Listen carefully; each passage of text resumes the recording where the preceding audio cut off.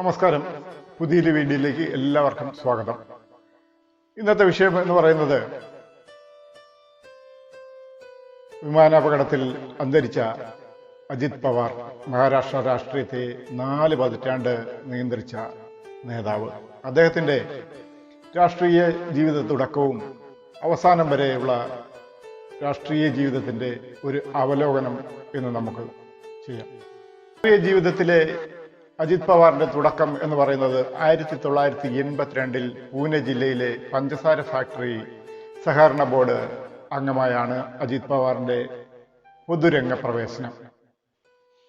1991 മുതൽ 2007 വരെ പൂനെ ജില്ലാ സഹകരണ ബാങ്ക് ചെയർമാനായിരുന്നു. 1991 ലോക്സഭാ തെരഞ്ഞെടുപ്പിൽ ബരാമതിയിൽ നിന്ന് പാർലമെന്റ് അംഗമായെങ്കിലും ശരത് പവാറിന് മത്സരിക്കാനായി ലോക്സഭാ അംഗത്വം രാജിവെച്ചു.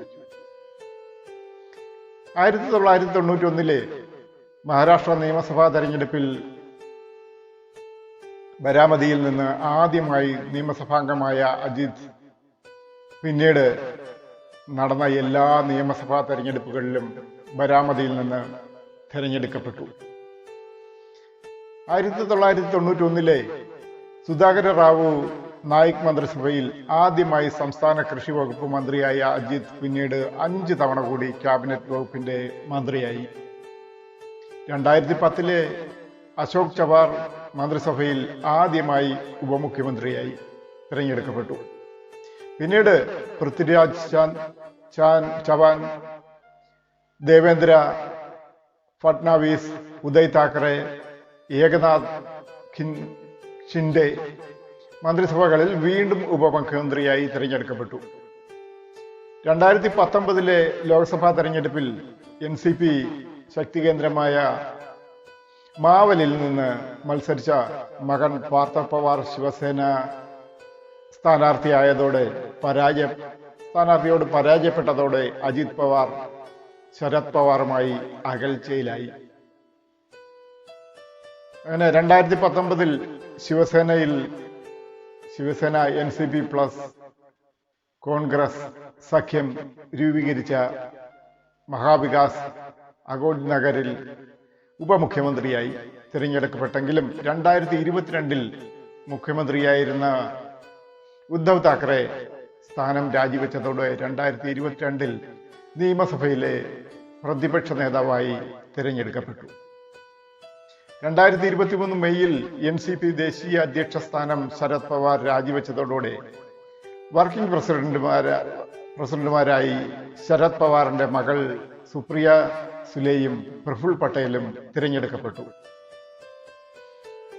പാർട്ടിയിൽ പദവികൾ ഒന്നും ലഭിക്കാതെ നിരാശനായിരുന്ന അജിത് പ്രതിപക്ഷ നേതാവായി തുടരാൻ താല്പര്യം ഇല്ലെന്നും പാർട്ടി നേതൃത്വ പദവി വേണമെന്നും ശരത് പവാറിനോട് ആവശ്യപ്പെട്ടെങ്കിലും ശരത് പവാർ അതിന് വഴങ്ങിയില്ല. അങ്ങനെ 2023 ജൂലൈ 2 NCP പിളർത്തി അജിത് പവാർ ഏകനാഥ് ഷിൻഡയെ നയിക്കുന്ന ശിവസേന BJP സർക്കാരിൽ ഉപമുഖ്യമന്ത്രിയായി ചേർന്നു. 4 വർഷത്തിനുള്ളിൽ ഇത് 3-ാം തവണയാണ് അജിത് ഉപമുഖ്യമന്ത്രിയാവുന്നത്. ശരത് പവാറിന്റെ വിശ്വസ്തരായ മുതിർന്ന നേതാക്കളായ ഛഗൻ ദുജ്ബൽ, പ്രഫുൽ പട്ടേൽ, ദിലീപ് വത്സ പാട്ടേൽ എന്നിവരുടെ പിന്തുണയും അജിത്തിന് ലഭിച്ചിരുന്നു. ജൂലൈ 2-ാം തീയതി NCPയിലെ 53 MLA-മാരിൽ 29 പേരുമായി രാജ്ഭവനിലെത്തിയാണ് അജിത് അട്ടിമറി നീക്കം നടത്തിയത്. 2024 ലോക്സഭാ തെരഞ്ഞെടുപ്പിൽ BJPക്കെതിരെയുള്ള പ്രതിപക്ഷ ഐക്യത്തിന് ശരത് പവാർ നേതൃത്വം നൽകിയതോടെയാണ് NCPയിലെ പിളർച്ച. ഛഗൻ ദുജ്ബൽ അടക്കം 8 പേർ മന്ത്രിമാരായും സത്യപ്രതിജ്ഞ ചെയ്തു. അജിത് പവാറിന് പുറമെ NCPയിലെ മുതിർന്ന നേതാക്കളായ ഛഗൻ ഭുജ്ബൽ, ദിലീപ്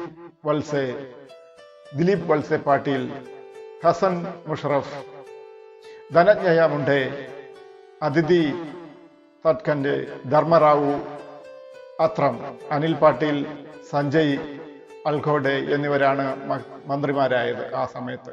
അജിത് പവാറിന്റെ മാറ്റത്തോടെ 288 അംഗ നിയമസഭയിൽ ഏകനാഥ് ഷിൻഡെ സർക്കാരിന് 204 അംഗങ്ങളുടെ പിന്തുണയായി. 2022 ജൂൺ 30 ശിവസേന നേതാവ് ഏകനാഥ് ഷിൻഡെയെ മുഖ്യമന്ത്രിയും BJP നേതാവ് ദേവേന്ദ്ര ഫഡ്നാവിസ് ഉപമുഖ്യമന്ത്രിയുമായി മഹാരാഷ്ട്രയിലെ NDA സർക്കാർ അധികാരത്തിലെത്തിയത്. നിയമസഭയിലെ അയോഗ്യത ഒഴിവാക്കുന്നതിനായി NCPയുടെ ആകെയുള്ള 53 MLA-മാരിൽ 40 പേരുടെ പിന്തുണ അജിത് പവാർ ഉറപ്പിച്ചു. 2024 ഫെബ്രുവരി 6 അജിത് പവാർ നേതൃത്വം നൽകുന്ന വിഭാഗത്തെ തെരഞ്ഞെടുപ്പ് കമ്മീഷൻ ഔദ്യോഗിക വിഭാഗമായി അംഗീകരിച്ചു.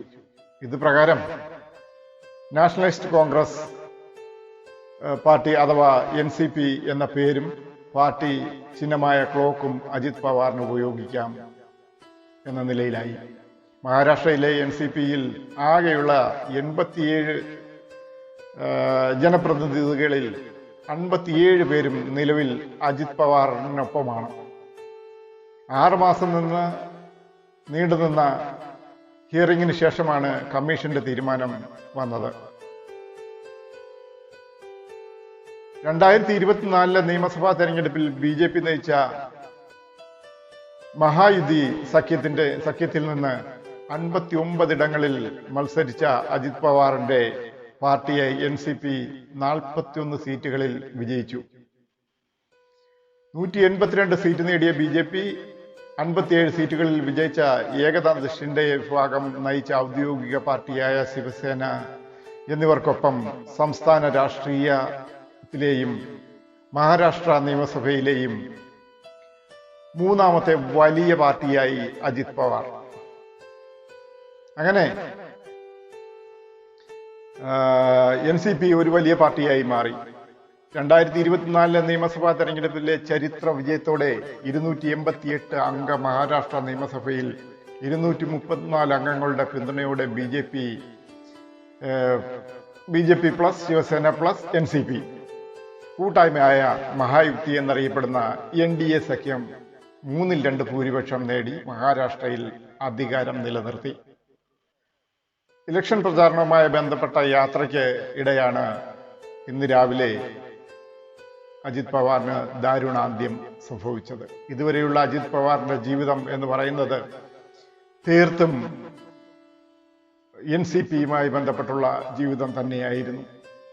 അദ്ദേഹത്തിന്റെ ജന്മനാട്ടിൽ വെച്ച് തന്നെയായിരുന്നു അന്ത്യവും.